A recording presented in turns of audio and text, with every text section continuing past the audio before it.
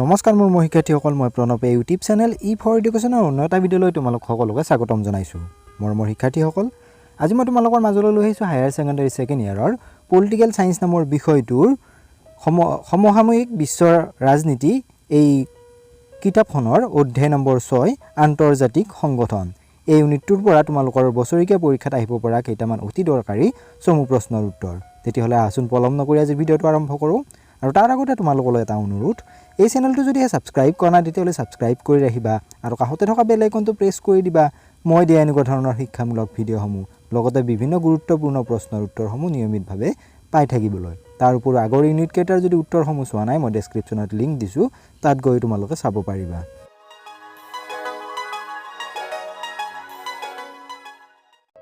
প্ৰশ্ন নম্বৰ 1 ইজৰাইলে লেবানন কেতিয়া আক্ৰমণ কৰিছিল 2006 চনৰ জুন মাহত নেক্সট প্ৰশ্নটো হৈছে ৰাষ্ট্ৰসংঘৰ প্ৰধান উদ্দেশ্য কি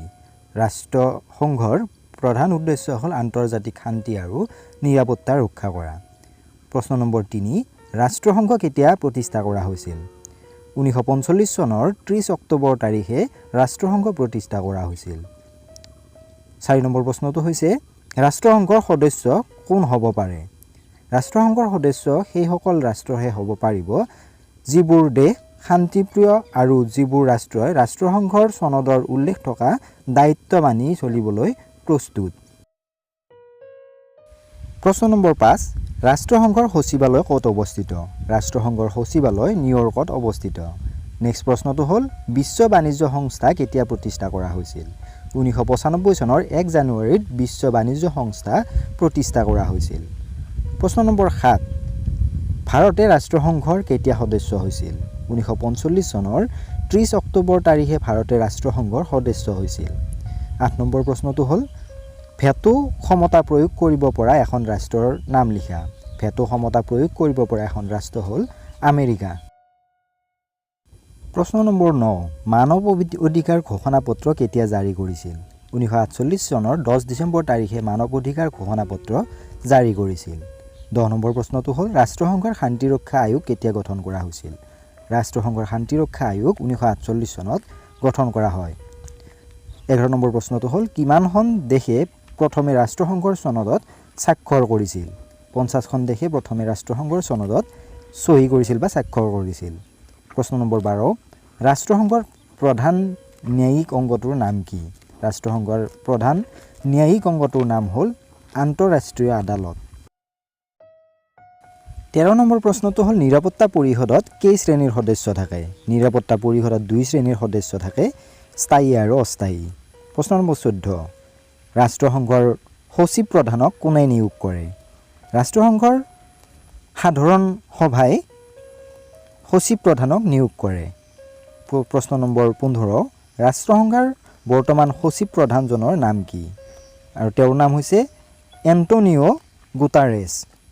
16 নম্বৰ প্ৰশ্নটো হ'ল যুদ্ধ কৰাতকৈ বকবকনিয়েই ভাল এই মন্তব্যটো কোনে কৈছিল এই মন্তব্যটো ইংলেণ্ডৰ পূৰ্বৰ প্ৰধানমন্ত্ৰী চাৰ্লেছে কৈছিল প্ৰশ্ন নম্বৰ 17 বৰ্তমান ৰাষ্ট্ৰসংঘত কিমান সদস্য আছে বৰ্তমান ৰাষ্ট্ৰসংঘত 193খন সদস্য ৰাষ্ট্ৰ আছে 18 নম্বৰ কুৱেশ্যন IAEA এৰ সম্পূৰ্ণ ৰূপটো লিখা IAEA এৰ সম্পূৰ্ণ ৰূপটো হ'ল ইণ্টাৰনেশ্যনেল এটমিক এনাৰ্জি এজেন্সি প্ৰশ্ন নম্বৰ 19 ভেটো ক্ষমতা কি বুজাই লিখা বা ভেটো ক্ষমতাই কি বুজায় ভেটো ক্ষমতাই ৰাষ্ট্ৰসংঘৰ নিৰাপত্তা পৰিষদৰ কোনো সিদ্ধান্ত গ্ৰহণ কৰাৰ পৰিপ্ৰেক্ষিতত স্থায়ী সদস্যসকলৰ বিৰোধিতা কৰিব পৰা ক্ষমতাকে বুজায়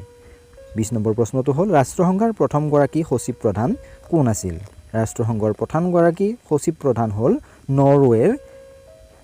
টিগ্ৰভি লাই কুৱেশ্যন নম্বৰ 21 কোনটো দিনত ৰাষ্ট্ৰসংঘ দিৱস পালন কৰা হয় 24 অক্টোবৰ তাৰিখে ৰাষ্ট্ৰসংঘ দিৱস পালন কৰা হয় 22 নম্বৰ প্ৰশ্নটো হ'ল ৰাষ্ট্ৰসংঘৰ পৰিষদৰ প্ৰথমগৰাকী মহিলা অধ্যক্ষা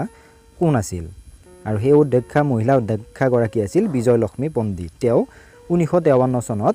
ৰাষ্ট্ৰসংঘৰ পৰিষদৰ প্ৰথমগৰাকী মহিলা অধ্যক্ষ আছিল প্ৰশ্ন নম্বৰ 23 বিগ 3 বুলিলে কি বুজা বিগ 3 বুলিলে ৰুজভেল্ট চাৰ্চিল আৰু ষ্টেনলিনক বুজা হয় প্ৰশ্ন নম্বৰ 24 ৰাষ্ট্ৰসংঘৰ সৰ্বোচ্চ কাৰ্যবাহীৰ নাম কি আৰু ৰাষ্ট্ৰসংঘৰ সৰ্বোচ্চ কাৰ্যবাহীৰ নাম হ'ল সাধাৰণ পৰিষদ প্ৰশ্ন নম্বৰ 25 আন্তৰ্জাতিক ধন ভাণ্ডাৰৰ কিমানখন সদস্য ৰাষ্ট্ৰ আছে ইয়াৰ সদস্য ৰাষ্ট্ৰৰ সংখ্যা হ'ল 184 খন কুৱেশ্যন নম্বৰ 26 ৰাষ্ট্ৰসংঘ কাৰ উত্তৰাধিকাৰী সূত্ৰে জন্ম হৈছিল ৰাষ্ট্ৰসংঘ জাতিসংঘৰ উত্তৰাধিকাৰী সূত্ৰে জন্ম হৈছিল কুৱেশ্যন নম্বৰ 27 বিশ্ব ধনাগাৰ বা বেংক কেতিয়া সৃষ্টি কৰা হৈছিল 1945 চনত প্ৰশ্ন নম্বৰ 28 বিশ্বৰ বৃহত্তম গণতান্ত্ৰিক ৰাষ্ট্ৰ কোনখন সেইখন হৈছে ভাৰতবৰ্ষ 29 প্ৰশ্ন আন্তৰ্জাতিক আণৱিক শক্তি সংস্থা কেতিয়া স্থাপিত হৈছিল 1957 চনত প্ৰশ্ন নম্বৰ 30 আন্তৰ্জাতিক সমাধান কি আন্তৰ্জাতিক সমাধান এটা বেচৰকাৰী সংগঠন যিয়ে সমগ্ৰ বিশ্বৰ মানৱ অধিকাৰৰ সংৰক্ষণৰ বাবে প্ৰচাৰ চলায়